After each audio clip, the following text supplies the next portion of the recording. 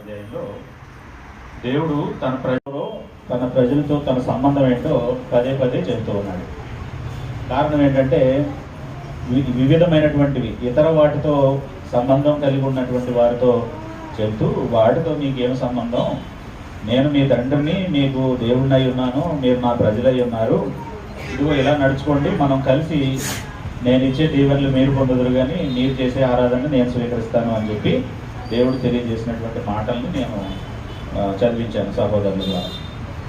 ఎవరైనా ఇద్దరు వ్యక్తులు మంచి సహవాసం చేయాలి అని అన్నట్లయితే, ఒకరితో ఒకరు ఆరోగ్యకరమైనటువంటి సంబంధాలని కొనసాగించాలన్నట్లయితే, పిల్లలు మాట్లాడకూడదు, నెమ్మదిగా చివరి మాట ఒకరు వింటూ ఒకరిని ఒకరు సంతోషపరచాలి అన్నట్లయితే ఒకరి గురించి వాళ్ళకి బాగా తెలియాలి కదా. ఇద్దరు స్నేహితులు ఉన్నారనుకోండి, వాళ్ళ స్నేహం ఎప్పుడు బాగుంటుంది, ఒకరి గురించి ఒకరికి బాగా అర్థమైనప్పుడు, అంతేనా. వాళ్ళెవరో నాకేం తెలియదండి, ఆయనకి ఏది నచ్చుద్దో ఆమెకి ఏం నచ్చుద్దో నాకు తెలియదండి, కానీ మేమిద్దరం మంచి ఫ్రెండ్స్గా ఉండాలనుకుంటున్నాము అంటే అది సాధ్యం కాదు. ఆ ఇష్టాలను ముందు తెలుసుకుంటేనే వాళ్ళకి మనకి మధ్య మంచి స్నేహం అనేది కొనసాగుతుంది.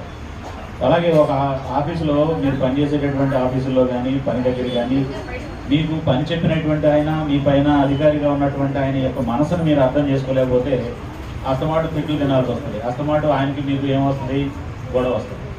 ఆయన ఏం అడుగుతున్నాడో మీకు అర్థం కాదు, మీరేం చేస్తున్నారో ఆయనకి ఇష్టం ఉండదు. అలాగా భార్యాభర్తలు కూడా ఎవరి కాపురంలోనైనా గొడవలు వస్తే, ఎవరి కాపురమైనా సరిగా లేదు అంటే దాని అర్థం ఏంటంటే భర్తకి ఏం కావాలో భార్యకి అర్థం కాలేదు, భార్యకి ఏం కావాలో భర్తకు అర్థం కాలేదు. అప్పుడే వాళ్ళిద్దరి మధ్యలో సమస్యలు వస్తాయి. కాబట్టి దేవుడికి మనకు కూడా అంతే. మనం ఏదో ఒకటి చేసేస్తే దేవుడు సంతోషపడ్డు, మనకేదో ఒకటి ఇచ్చి దేవుడు కూడా చేతులు దులిపేసుకోడు. దేవుడు మనకి ఇచ్చే వాటి విషయంలో స్పష్టంగా ఉంటాడు.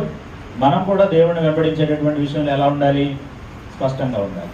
కాబట్టి దేవుని యొక్క చిత్తం, దేవుని యొక్క సంకల్పం ఏంటో మనకు తెలియాలి.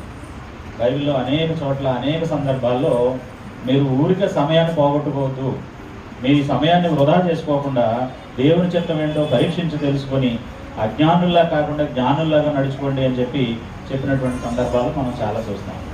ఒకవేళ మామూలుగా మనకు ఒక నానుడు ఉంది లోకంలో, ఏంటంటే అది గుడికైనా లేకపోతే ఎక్కడైనా దేవుడికి సంబంధించినటువంటి విషయాలు ఎక్కడైనా జరిగే చోటుకు వెళ్ళి కూర్చుని వచ్చేస్తే కాసేపు అక్కడ ఉంటే పుణ్యం అనేటటువంటి ఆలోచన లోకంలో ఉన్నాను. తెలుసా మీకు అది? చాలామంది ఏమంటారంటే గుడికి వెళ్ళి వస్తే పుణ్యం అంటారు, ప్రార్థనకి వెళ్ళి వస్తే పుణ్యం అంటారు. ప్రార్థనకి వెళ్ళి రావడం వల్ల ఏం పుణ్యం రాదండి.